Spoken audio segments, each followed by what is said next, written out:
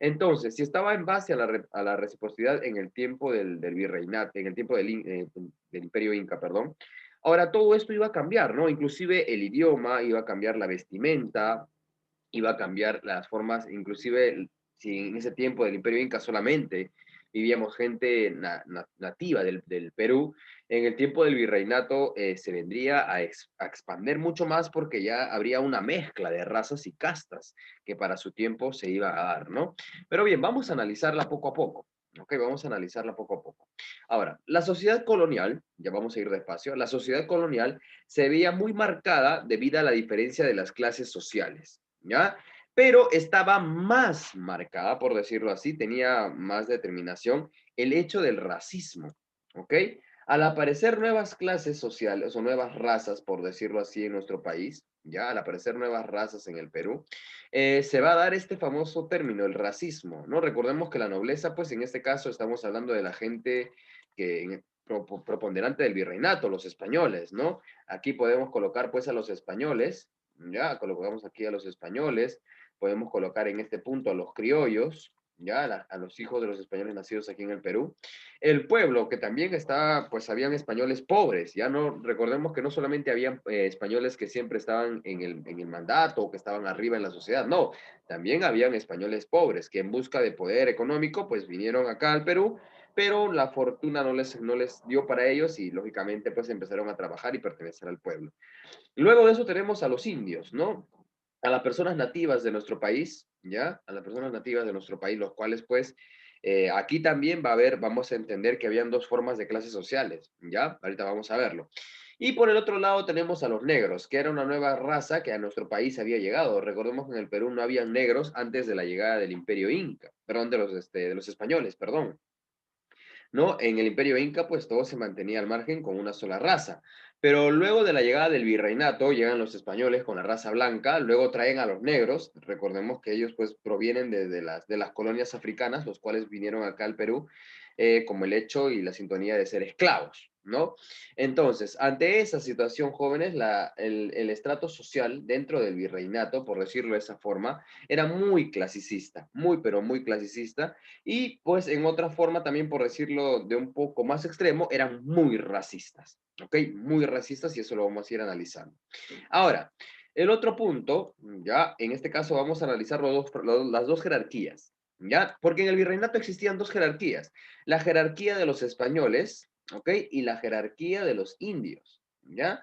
Profesor, habían indígenas que no se sometían, en ese caso, al trabajo de la mita minera y otras actividades, sí. También había una república de indios, los cuales prácticamente se mantenían al margen de todo trabajo común que nosotros ya hemos visto. Vamos a empezar primero con lo que es la República de los Indios, ¿ok? La República de los Indios. La República de los Indios fue implementada por el virrey Toledo, ¿ok? El virrey del Perú. Ahora, cuando el virrey Toledo propone una república de indios, ¿ya? En esta situación colocaba de esta forma, una nobleza indígena. Ahora, ¿quiénes pertenecían a la nobleza indígena? Los que pertenecían a la nobleza indígena eran todos los descendientes de la élite cusqueña, o sea, de la parte del periodo inca, ¿ok?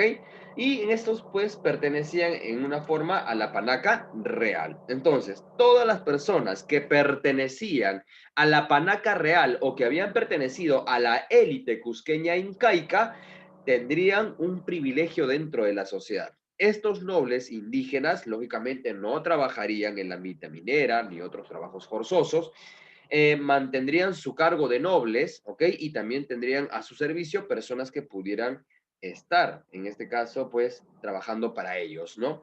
Luego de esta situación tenemos a los indios tributarios, ¿no? Los indios tributarios, pues, eran los indígenas comunes y corrientes, los cuales no pertenecían a esta casta social, y pues ellos sí eran obligados a trabajar en los lugares más pesados, ¿no? En la mita minera, la mita agrícola, ¿no? Entonces, de esta forma también había un grupo social indígena, los cuales pues se veían beneficiados, que eran los nobleza indígena, ¿no? Este grupo, pues recordemos, y lo vuelvo a reiterar, no estaba sometido a ningún trabajo. ¿Y quién lo implementó? Lo implementó el virrey Toledo, ¿ok? No te vayas a olvidar de eso, por favor. Luego de eso tenemos pues a la República de Españoles, ¿no? En este caso acá sí ya lo sabemos más o menos. Tenemos por un lado los peninsulares, ¿ya? Y cuando te hablo de los peninsulares, no te olvides que son los españoles que llegan, ¿ya? De Europa hacia América. Ellos buscan pues fortuna, buscaban dinero, buscaban estar aquí y formar un nuevo sector económico, ¿no? Entonces los peninsulares vienen a ser todos los españoles que vienen de Europa. Ahora, ¿quiénes son los criollos? Los criollos vienen a ser los hijos de esos españoles que nacen aquí en el Perú. Son hijos de papá y mamá española, nacidos en el Perú. ¿Ok? Ahora, en el tiempo, cuando ya el otro año hablemos un poco de las corrientes libertadoras y el proceso de independencia, te vas a dar cuenta que los criollos van a jugar un rol muy importante. ¿Ok? Van a jugar un rol muy, pero muy importante, ya que ellos van a empezar a reclamar sus derechos y pues como los peninsulares no le daban tales derechos, ellos van a empezar a apoyar a los procesos de independencia en el Perú. ¿Ok? Entonces recordemos que pues todo lo que estamos hablando se establece en nuestro país y empieza a cambiar rotundamente la forma de vida que hace muchos años se estaba vivenciando, ¿no? Entonces, ante esta situación lo vemos así ya en esta forma, ¿ok? Lo vemos en esta forma. Por un lado, sabemos pues que había la nobleza peninsular, recordemos los españoles, ya que habían venido de España, tenemos la nobleza indígena, ya, en este caso pues recordemos que eran en este caso personas de alta jerarquía en la élite incaica, tenemos la clase media, españoles comerciantes profesionales que venían aquí al Perú, el pueblo también eran en este caso los españoles de castas pobres y dedicadas a oficios menores, los indios, en este caso la gente del pueblo, ¿ya? Y los nativos, y en este caso, por último, los negros, quien ocupaban pues el cargo del el trabajo más desdichado, por decirlo así, de esa forma, ¿no? Porque ser esclavo no era la mayor gracia de aquellos años, ¿verdad? Ser un esclavo no era algo fácil. Ahora, hay un término que hemos venido utilizando, ¿no? Que en este caso es las castas, ¿ok? ¿Qué es una casta? Eso sí, por favor, anótenlo, por favor. ¿Qué cosa es una casta? Una casta es el cruce, ya por decirlo así, entre mujeres vernaculares o mujeres de la población con hombres españoles y esclavos o negros. Esta situación, o sea, la unión entre diferentes razas, por decirlo de esta forma, va a dar como origen a las castas, ¿ok? Ante esta situación se sabe que por anécdotas de aquellos años, muchas mujeres negras, de raza negra, ¿no? Y pues, y en este caso también las mujeres indígenas fueron abusadas, ¿no? En base a las violaciones y debido a esas violaciones que ellas eran sometidas, pues nacen las famosas castas, muchachos, ¿ok? Ahora, ¿cuáles son las castas más conocidas en el periodo virreinal? En el periodo virreinal, las castas más conocidas son estas, ¿ok? Son estas de aquí.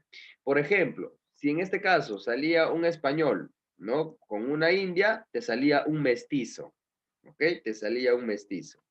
No te vayas a olvidar. Mm, ya, ok, no hay problema, hijita, no te preocupes. Ahí, como está grabado, lo vas a volver a escuchar, ¿ok? Ahora, este mestizo, ya, si se casaba o tenía una esposa española, iba a nacerle un castizo, ya, una nueva casta, un castizo le iban a hacer. Ahora, si este castizo ya se metía con una española, mira hasta qué punto estamos llegando, le iba a salir un español, ya, un español. O sea, prácticamente una persona con derechos propios, por decirlo así, ya de la casta española. Ahora, si un español se comprometía o tenía un hijo con una morena, ya con una mora, como decían en aquellos años, te salía un mulato, ya te salía un mulato. Y si ese mulato tenía algo con una española, te salía un morisco, ya te salía un morisco, o sea, este de acá. Ahora, si ese morisco crecía, ya, y este morisco se comprometía con una española, te salía un chino, ya, pero no estamos hablando de los chinitos de Asia, por si acaso, no se vaya a confundir, ¿ah? No decir, no, ya encontramos el origen de los chinos, porque son así. No, no, no, no, no. Esto se les decía chinos porque en este caso era una nueva forma de casta social, ¿ok? Era en este caso una combinación pues de un morisco que vendría de una casta muy, muy difícil, muy diferente, con un español que vendría a ser de sangre real, o de sangre neta, europea, por decirlo de esa forma, ¿no? Ahora, si este chino crecía, ¿ya? Este chino crecía y se metía con una india, con una nativa del Perú, te salía pues en este caso un salta atrás, ¿no? Una nueva casta. Ahora, si este salta atrás se comprometía con una mulata, te salía pues un lobo, ¿no? Una nueva casta. Cuando me refiero al lobo, por favor, no me estoy refiriendo a un animalito tampoco, ¿ya? Me estoy refiriendo en este caso a una nueva casta social. Entonces te das cuenta que todo es muy diferente, ¿no? Ahora, recordemos, cuando hablamos del Imperio Inca, hablábamos solamente de los incas, de las personas nativas en el Perú, ¿no? Pero ahora venimos al virreinato y nos encontramos con mestizos, con castizos, con en este caso, con mulatos, con moriscos, con chinos, con saltatrás, con nuevos. Entonces estamos hablando de una diversificación. Es por eso que cuando hablamos del Perú, jóvenes, hablamos de que el Perú es un país mega diverso, ya culturalmente hablando, es un país mega diverso. Ahora, no solamente hemos tenido una mezcla con los españoles, ya también hemos tenido mezclas en este caso con los chinos, provenientes ahora sí de Asia. ¿Quién trajo a los chinos al Perú a trabajar? Fue el señor Ramón Castilla, ¿ya? Ramón Castilla trajo a los chinos a trabajar en el Perú en el tiempo de la prosperidad falaz. Ya cuando llegues a cuarto de secundaria vamos a hablar de eso. Por ejemplo, ¿quién trajo a los alemanes? Porque los alemanes también vinieron al Perú a trabajar, ¿sí? También vinieron los alemanes a trabajar y muchas de las colonias alemanas se establecieron en la parte de la selva central, en Chanchamayo, en Posuso. Si algún día te vas a Posuso, ahí vas a encontrar una colonia de alemanes. Oxapampa también es una colonia de alemanes, ¿ya? Por ejemplo, japoneses, porque japoneses también vinieron al Perú en el periodo de la Segunda Guerra Mundial, 1939 más o menos. ¿Ya? También vinieron al Perú buscando refugio, pero fueron deportados a Estados Unidos porque recordemos que el Perú entra a la Segunda Guerra Mundial como aliado de los Estados Unidos. Y entonces, pues el Perú te das cuenta que no solamente fue una combinación con los españoles, sino también ya hemos tenido una mezcla, ¿no? Una mezcla muy fluctuante, por decirlo así. Entonces, es así como se dio origen a las famosas castas, ¿no? Entonces, aquí lo tenemos, más especificadito. ¿Cuáles eran las razas en aquellos años? El español, el negro y el indígena, ¿ok? La combinación de esto te da como resultado las castas, ¿ok? ¿Cuáles son las castas? La combinación de estos dos te da como resultado un mestizo. Un negro más un español te da un mulato. Un indígena más un negro te da un sambo, ¿ya? Miren que aquí también conocemos otras castas sociales, ¿ya? Entonces, ¿es muy diverso? Sí, es recontra diverso. Y en ese tiempo, pues, recordemos, como no había muchos derechos humanos, por decirlo así, las mujeres, pues, eran, como ya te mencioné, eran violentadas, ¿no? Ni siquiera era porque decían, bueno, ya me quiero casar con un español. No, muchas de ellas eran violentadas y sus hijos, pues, eran temidos como unos bastardos, que no, lógicamente, no tenían derechos, en este caso, educativos, por decirlo así. La casta, ahora sí, acá hacemos un paréntesis, la casta que sí pudo tener en este caso acceso a la educación fueron los mestizos, ¿ok? Los mestizos fue la única casta social que tuvo, o como resultado, la combinación de español con indígena, tuvo como resultado la apropiación de la educación en su tiempo. Ya recordamos que la educación, pues ya en el periodo del virreinato, también era clasicista, pero ya también era más flexible, ¿no? No era como el periodo de los incas. Entonces, aquí más o menos vemos la función de algunas castas sociales, ¿no? De la diversificación de cómo en nuestro país estaba dada, ¿no? Y aquí tenemos una ampliación también, ¿no? Aparece también el cholo, aquí el morisco, también tenemos al albino, ¿no? Que es el español más un morisco, te sale un albino. En este caso, un negro con una zamba, te sale un zambo prieto, ¿no? Entonces, son diferentes castas sociales. Profesor, ¿ya a qué estamos llegando? Me estarás preguntando, ¿no?